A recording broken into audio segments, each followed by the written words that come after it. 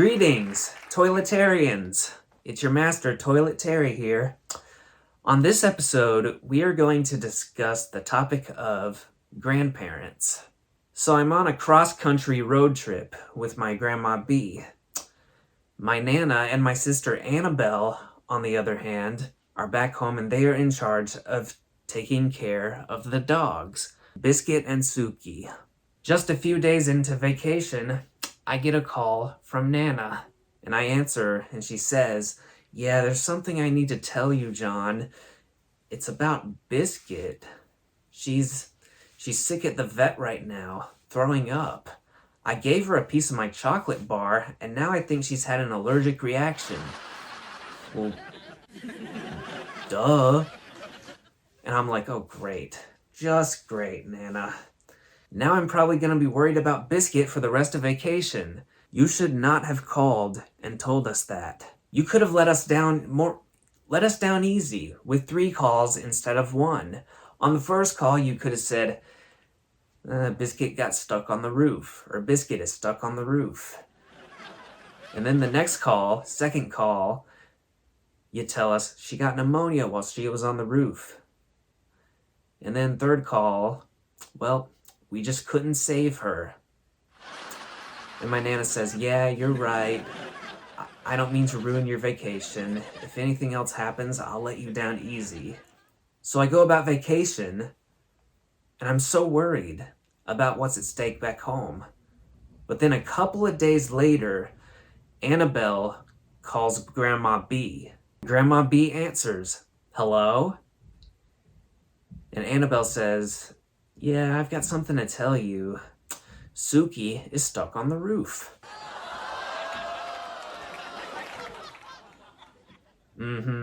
Yeah, right. My Grandma B then chimes in and says, "Hey, why don't you just call the fire department? They're good with ladders and they're good to look at. Oh, and such fine looking bottoms going up those ladders. Whew. To rescue Suki." If you couldn't tell by now, yes, my Grandma B sure does have a dirty mind. And so does my Nana. Not as much as my Grandma B, but she still has a dirty mind. I've caught both of them riding dirty numerous times. Not only does Grandma B have a dirty mind, she also has a racist mind, too. I mean, we'll be driving around in the car, a rap song comes onto the radio, and she's like, no, I don't want to listen to that black crap.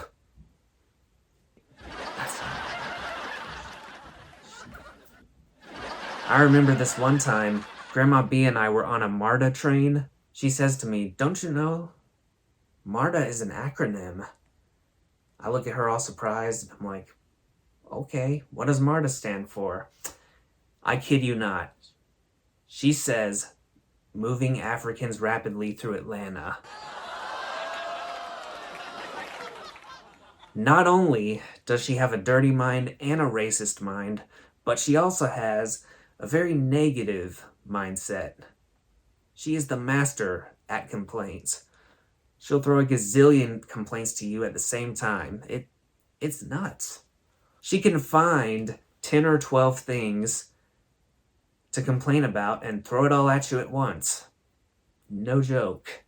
She didn't look so good this one time, and I asked her, "Are you okay?" And she says, "No, I'm not okay." And I'm like, "Why?" I kid you not, this was her answer. "I'm depressed, I get wet, my face broke out, I'm nauseous, I'm constipated, my feet swelling, I'm cracking, hey.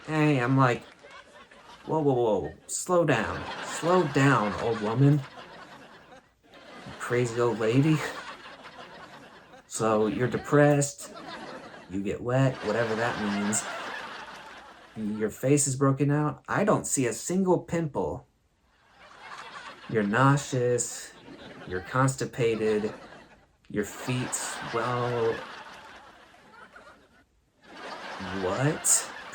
Much like Grandma B, my Nana also has a dirty mind, a racist mind, and a negative mindset most of the time. She's also always constipated. I remember this one time when me, Nana, Papa, and my sister Annabelle, Nana and Papa took us to church with them. But we were late to church because Nana had to poop. I knock on the bathroom door. I asked Nana, "Hey, are you okay?"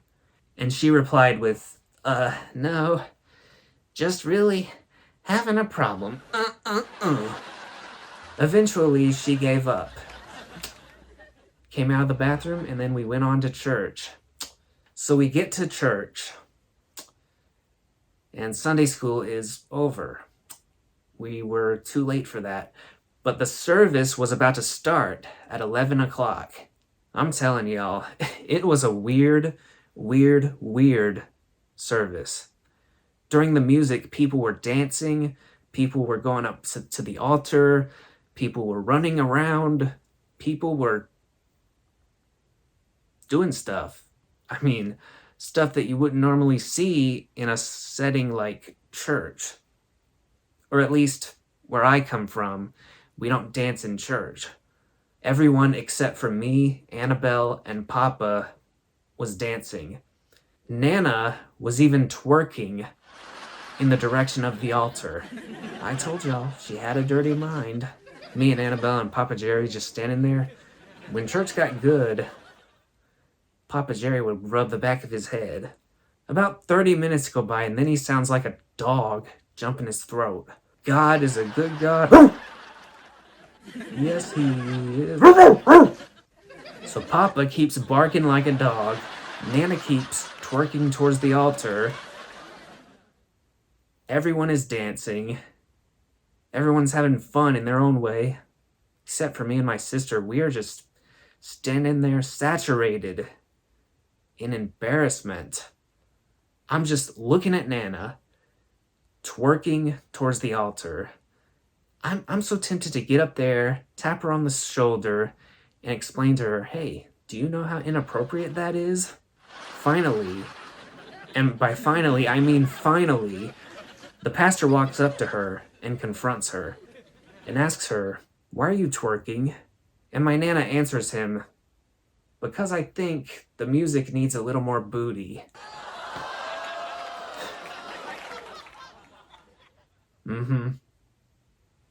Fun fact, Nana was also in charge of putting together the church bulletin every week.